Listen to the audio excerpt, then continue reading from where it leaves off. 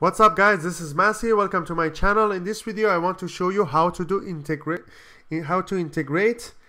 cosecant x times secant x dx.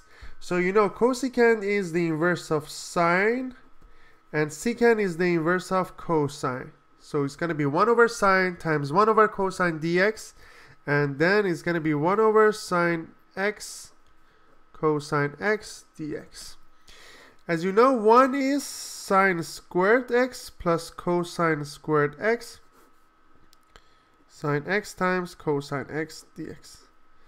Then we can separate them. We can have sine squared x divided by sine x cosine x dx plus cosine squared x over sine x cosine x dx.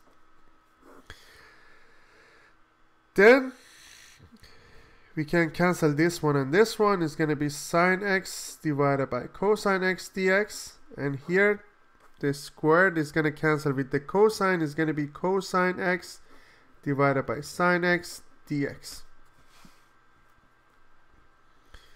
Then I need to have substitution method. Here I'm going to consider u as cosine x, so du is negative sine x, so negative sine x dx. So sine x dx is going to be negative du, so we have negative du over u, plus here I consider sine x as v,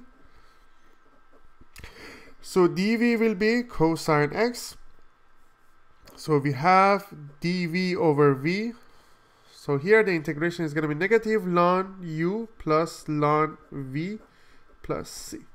So we have negative ln u is cosine x plus ln v, which is sine x plus c.